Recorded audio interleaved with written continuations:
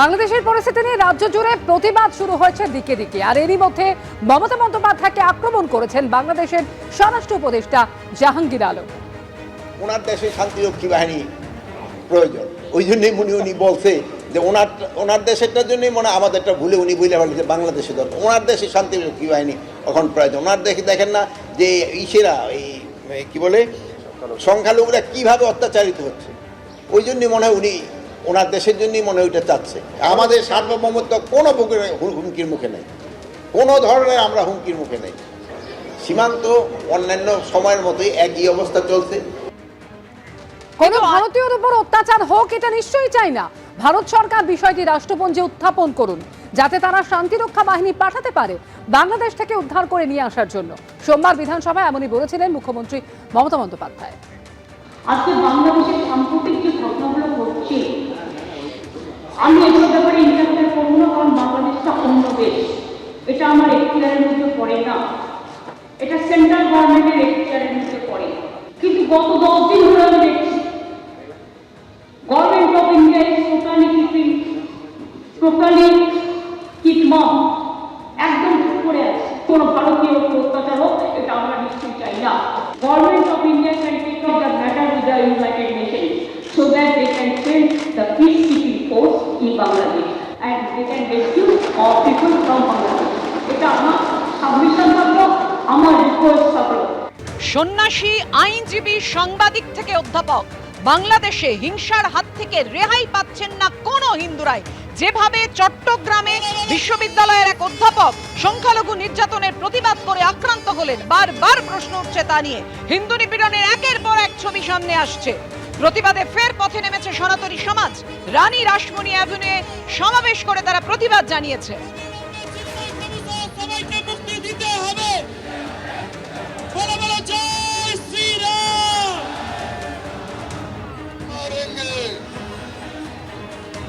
আমরা সনাতনী, আমরা দেবতাকে, একটা বৃক্ষকে দেবতা জ্ঞানে পূজা করি। আমরা সনাতনী, আমরা একটা পাথরকে দেবতা জ্ঞানে পূজা করি। আমরা সেই সনাতনী। ইউনিস কালকে যে বক্তব্য রেখেছেন, তিনি রাজনৈতিক দলের সঙ্গে বৈঠক করলেন, আওয়ামী লীগ তাতে ছিল না, এবং তারপর যে বক্তব্য রাখলেন, কি বলবেন?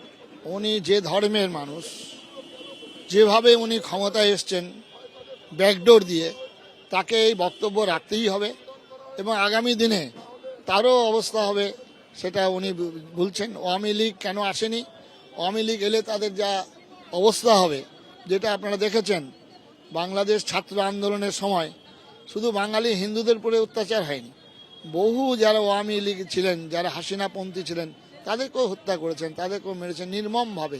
এটা কোনো ধর্মের, কোনো সভ্য সমাজের, কোনো সভ্য জাতির এটা নীতি নয়। আপনি আপনার বক্তব্যে বলছিলেন যদি ভারত সরকার কোনো ব্যবস্থা না নেয় তাহলে আমরা গিয়ে সীমান্ত বন্ধ করে দেব। অবশ্যই অবশ্যই আমরা আজকেই রাত্রিতে মিটিং হবে, এর পরবর্তী পদক্ষেপ আমরা গ্রহণ করব। আমরা আমাদের যেমন ত্রিপুরায় যেমন বন্ধ করে দিয়েছেন, আসামে বন্ধ করে দেওয়া হচ্ছে, পশ্চিমবঙ্গে আমরা কিছুদিনের জন্য বন্ধ, কিছু ঘন্টার জন্য বন্ধ করেছিলাম। এটা যদি খালি আলু আর পেঁয়াজ বন্ধ করে দেওয়া হয় তাহলেই বাংলাদেশ বুঝবে কি অবস্থা। মানে সেটা কি আপনার মনে হচ্ছে যে এই পথে হাঁটতে হবে? ভারত সরকার কি কোনো ব্যবস্থা নিচ্ছে? আমাদের আশ্বস্ত করেছেন আগামী 15 দিনের মধ্যে ওনার একটা ব্যবস্থা হচ্ছে ভারত সরকারের তরফ থেকে। যদি না হয়, আপনারা তো আজকে বৈঠকে বসছেন, তাহলে আজকের বৈঠকে হয় তাহলে আমরা আজকে বৈঠকে সিদ্ধান্ত নেব, তারিখ ঘোষণা করে দেওয়া হবে, এক একটা বর্ডারে গিয়ে আমরা ধর্ণা করব।